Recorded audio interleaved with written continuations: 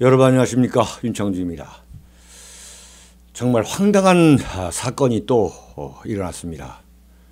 대통령 문재인 씨가 청와대 정무수석에 이 전대엽 출신을 또 앉혔어요. 전대엽, 한병도라고 정무비서관, 청와대 그 정무수석실에 있던 그 정무비서관을 말하자면 승진 기용한 건데, 이 사람이 임종석이가 했던 그 전대엽의 간부 출신입니다. 이 양반은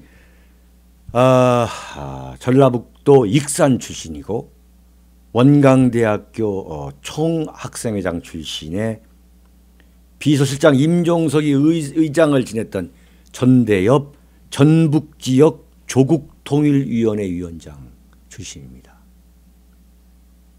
대한민국 최고 국가 권력의 심장, 그 심장 속에서도 심장 역할을 하는 가장 중요한 정무수석 자리에 정말 기가 막혀서 말이 안 나옵니다만 전대엽 전북지역 조국통일위원회 위원장 출신을 앉혔습니다. 조국통일위원장. 전대엽 조국통일위원회라는 것은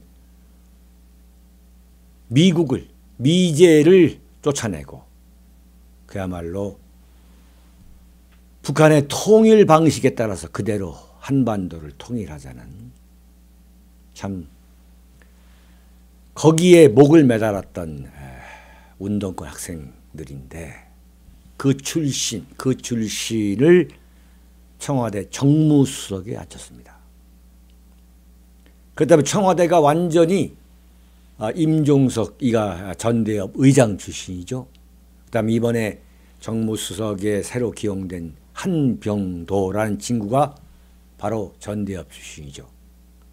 청와대의 대표적 그 간판을 전대엽의 전라남북도, 임종석은 전라남도 장흥 출신이죠. 전라남북도로 완전히 포진했습니다. 한마디로 청와대 비서실, 대한민국 국가 권력의 최고 심장을 호남 인맥과 전대엽으로 만들어 놓은 겁니다. 참 기가 막힌 일이 벌어졌습니다. 1948년 대한민국이 건국 이후에 이 대한민국을 세우기 위해서 참 피와 땀을 흘렸던 대한민국의 국가 중심 세력이 그 입장에서 생각할 때 지금 대한민국은 1975년 월남 패망 전야를 떠올리지 않을 수 없는 그런 참으로 심각한 국가 위기가 아닌가, 그런 생각을 하지 않을 수 없게 됐습니다. 정말 제가 대선 전에 예측했던 문재인 씨가 집권하게 된다면 잔혹한 좌익 정권이 될 것이다 라는 그 예측이, 그 진단이 참으로 불행하지만은 그대로 적중하고 있습니다. 한쪽에서는 적폐청산이라는 이름으로 그야말로 대한민국 국가 중심 세력, 그 주도 세력, 그 주류에 대한 그야말로 일망타진이 지금 전개되고 있고, 또 한쪽에서는 그것을 기획하고 주도하는 세력을 전대엽 출신으로 완벽하게 지금 짜나가고 있습니다. 자, 이렇다면은 우리가 이 문재인 정권은 전대엽 공화국이라고 해도 결코 과언이 아닙니다.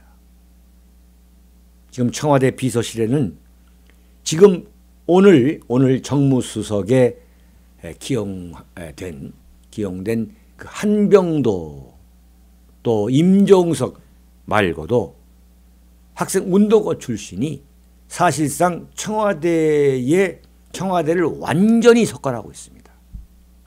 그 비서관들의 면면을 보면 제가 하나하나 좀 짚어야 되겠습니다. 여러분께서도 꼭 좀 알으셔야 됩니다. 청와대 민정비서관 백원우 그 노무현 장례식 때에 이명박 대통령을 향해서 고래고래 소리 질렀던 그 백원우라는 사람이 지금 민정비서관을 맡고 있는데, 이 사람은 고대 신방관 출신으로 전대엽 연대사업국장 출신입니다. 유행열 자치분권 비서관, 충북대 총학생회장 출신, 윤건영 국정상황실장, 국민대 총학생회장 출신, 송인배 제1부속실장. 제1부속실장은 소위 말하는 대통령의 문고리. 그 송인배 제1부속실장은 부산대 총학생회장 출신. 유송화 제2부속실장, 그 영부인 김정숙 씨 담당 제2부속실장은 이화여대 총학생회장 출신. 진성준 정무기획비서관은 전북대 총학생회장 출신. 김금옥 시민사회비서관, 전북대 총여학생회장 출신. 문대림 제도개선비서관 제주대 사회과학대 학생회장 출신. 권혁기 춘추관장, 국민대 총학생회장 출신. 완전히 운동권 투성입니다. 이렇게 운동권 일색으로 참 도배를 한 것은 청와대, 그전에 이승만 대통령 시절에 그 경무대부터 따라본다면 이건 전무후무한 일이죠. 네, 어떻게 보면 월남 패망전에 그 대통령궁을 연상하고도 남게 하는 그러한 인선입니다.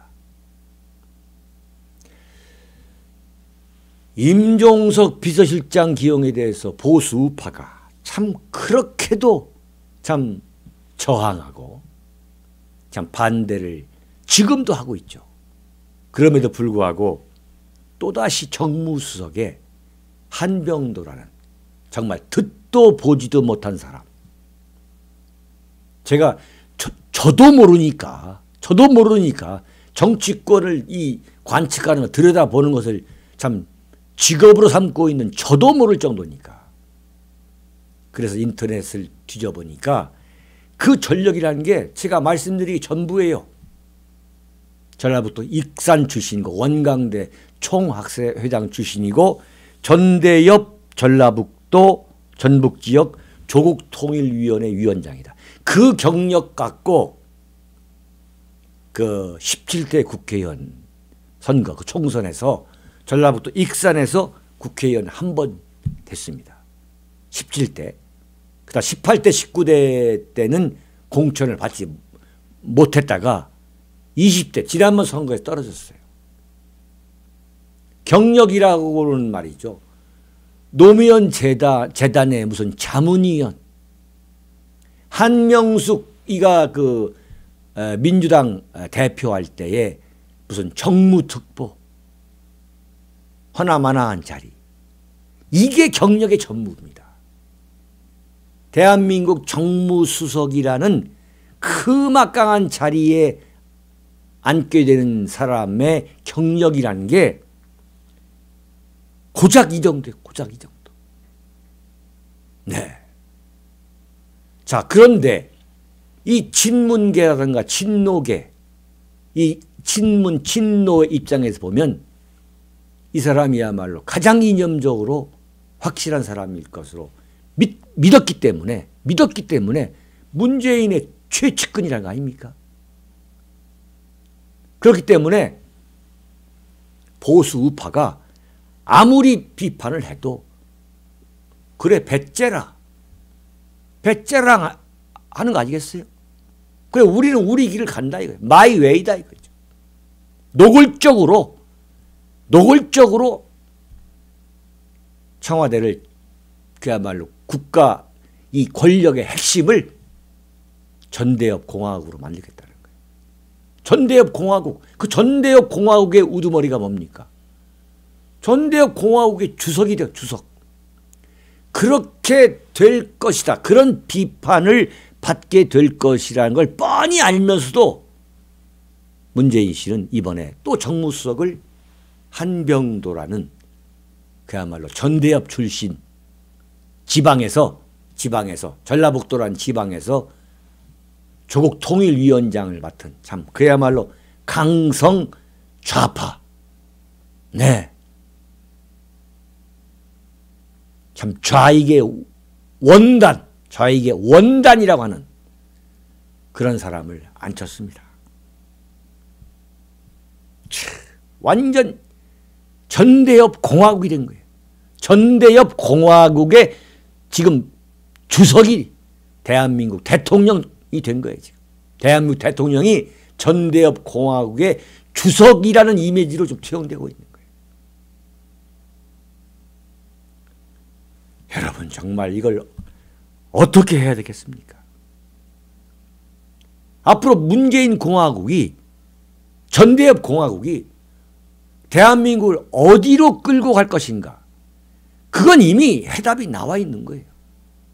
그리고 다시 한번 대한민국을 어디로 끌고 가겠다. 이들이 지금 상상하고 있는 그 대한민국은 어떤 나라가 될 것이냐는 걸 지금 우리한테 좀 그대로 보여주고 있는 거예요. 전대협이 꿈꾸던 그 이상향. 그게 지금 문재인 이 전대협 공화국이 대한민국을 이끌고 가려는 그런 대한민국의 청사진 아니겠습니까? 참, 이걸 정말 어떻게 해야 되겠습니까? 아무리 생각해도 대한민국은 지금 1975년 월남 패망의 그 전야 속으로 들어가고 있다. 이미 들어갔다라고 봐야 되는 거 아닌가라는 생각을 하게 됩니다. 여러분, 겨울 날씨가 추워집니다만 참담한 이 조국의 현실을 말씀드리지 않을 수 없어서 오늘 이렇게 참 어두운 이야기를 하게 됐습니다. 여기에서 마치겠습니다.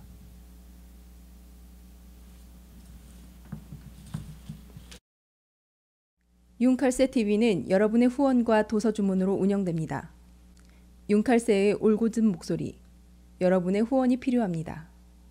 윤창중이 피를 토하듯 써온 세 권의 책, 박근혜 정권의 제1호 인사 윤창중, 언론과 적대 정치 세력에 의한 억울한 누명, 난도질, 생매장, 박근혜 대통령을 붕괴시키기 위한 예고편이었습니다.